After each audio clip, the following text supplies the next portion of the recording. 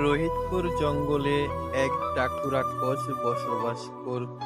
সেই ডাকু রাক্ষস ছিল অনেক লোভী। তার অনেক সোনাদানা থাকতেও সে অনেক সোনাদানার লোভ করত।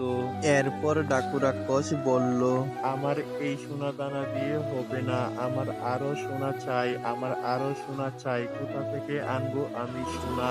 এখন আমার খুব খিদে পেয়েছে, আগে খাবার খাই গিয়ে। ডাকু রাক্ষসের শুধু সোনার লোভ নয়, সে জঙ্গলের পশু পাখিদেরকেও অত্যাচার করত। আজ জঙ্গলের পশু পাখিদেরকে আমি একাই খেয়ে নিব, কারণ আমার অনেক খিদে পেয়েছে, আজ একটাকেও ছাড়বো না। ডাকু রাক্ষস এইরকম কথা বলে জঙ্গল থেকে বেরিয়ে যায় আর জঙ্গলের পশু পাখিদেরকে দৌড়াতে লাগলো শিকার করার জন্য। এই বজ্জাত পশু পাখির দল, দাঁড়া বলছি, আমার অনেক খিদে পেয়েছে, দাঁড়া, আর না হলে তোদেরকে একটা একটা করে গাড় মটকাবো। বন্ধুরা তাড়াতাড়ি পালাও, ডাকু রাক্ষস অনেক রেগে আছে, ওর কাছে ধরা দিলে হবে না, আমাদের জঙ্গল ছেড়ে দিতে হবে। এইরকম কথা বলে তারা অনেক জোরে দৌড়াতে দৌড়াতে ডাকু রাক্ষসের আগে চলে যায় আর ডাকু রাক্ষস দৌড়াতে দৌড়াতে অনেক ক্লান্ত হয়ে যায়। এরপর ডাকু রাক্ষস অনেক রাগে বলল, বজ্জাত পশু পাখির দল, তোরা এখন বেঁচে গেলি, কিন্তু অন্য সময় ধরতে পারলে একটাকেও ছাড়বো না, আমার খুব খিদে পেয়েছিল। এইরকম কথা বলে তখন ডাকু রাক্ষস সেইখান থেকে চলে যায়। এর কিছুক্ষণ পরেই সূর্য ডুবে যায় আর অন্ধকার নেমে আসে। অন্ধকার রাতে ডাকু রাক্ষস না খেয়ে তার গুহাতেই ঘুমিয়ে পড়ে। ডাকু রাক্ষসের সোনার প্রতি এবং জঙ্গলের পশু পাখিদের প্রতি অনেক লোভ ছিল।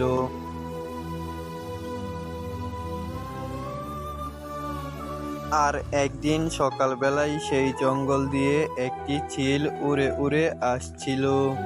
আমি শুনলাম এই জঙ্গলে এক ডাকু রাক্ষস থাকে, তার সোনার প্রতি অনেক লোভ আর জঙ্গলের পশু পাখিদেরকে অত্যাচার করে। ওই ডাকু রাক্ষসকে একটা শিক্ষা দিতেই হবে। এরপর চিল ডাকু রাক্ষসের গুহার সামনে গিয়ে ডাকতে লাগলো, ডাকু রাক্ষস, ওই ডাকু রাক্ষস, গুহায় আছো কিনা? এইরকম ডাক শুনে ডাকু রাক্ষস গুহার থেকে বেরিয়ে এসে চিলকে বলতে লাগলো, এই বজ্জাত চিল, কি হয়েছে? আমাকে এভাবে ডাকাডাকি কেন করছিস? ও মা ডাকু রাক্ষস, তুমি রাগ করছো কেন? আমি তো তোমাকে ভালো খবর দিতে এসেছি। তুমি কি জানো তোমার গুহার পিছনে অনেক সোনা দানা আছে, যেগুলো আমি দেখেছি। কি বলছো? সত্যি আমার গুহার পিছনে সোনা দানা আছে? প্লিজ আমাকে নিয়ে যাও, ওগুলো আমার সোনা দানা, ওখানে আমি রেখেছিলাম। হ্যাঁ ডাকু রাক্ষস, এগুলো তোমার, এটা তো আমিও জানি, তাই তোমাকে আমি নিতে এসেছি আমার সাথে। এখন চলো তুমি। হ্যাঁ চিলমশাই, তাড়াতাড়ি চলেন, এগুলো আমার সোনা, নিয়ে আসি। এরপর চালাক চিল ডাকু রাক্ষসকে নিয়ে যেতে লাগলো। ডাকু রাক্ষস ছিল পিছনে আর চিল ছিল সামনে, কিন্তু চালাক চিল তাকে খাল বিল নদী নালা পাহাড় পর্বত ঘুরিয়ে নিয়ে একটি উঁচু পাহাড়ে দাঁড়া করালো। ডাকু রাক্ষস, এর নিচেই আছে সোনা, লাফ দাও, তাড়াতাড়ি লাফ দিয়ে দাও। এরপর ডাকু রাক্ষস কোনো কিছু না ভেবেই সেই পাহাড় থেকে লাফ দিয়ে দেয় আর চিলটি অনেক খুশি হয়ে যায়।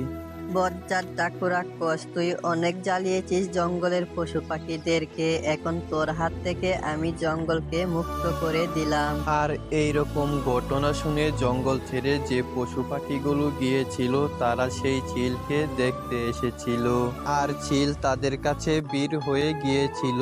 এরপর জঙ্গলের পশু পাখিরা চিলকে ধন্যবাদ জানায় আর চিল তাদেরকে ভালোভাবে সবকিছু বুঝিয়ে শুনিয়ে সেইখান থেকে উড়ে যায়। তো ভিউয়ার্স, আজকের মতো এখানেই বিদায় নিচ্ছি। আর যেহেতু কার্টুনটি মোবাইল এডিট, তাই এতটা প্রফেশনাল হয়নি। আপনাদের কাছে ভালো লাগলে কমেন্ট বক্সে বলে যাবেন। তো আজকের মতো এখানেই বিদায় নিচ্ছি। সবাই ভালো থাকবেন, নিজের খেয়াল রাখবেন। আল্লাহ হাফেজ।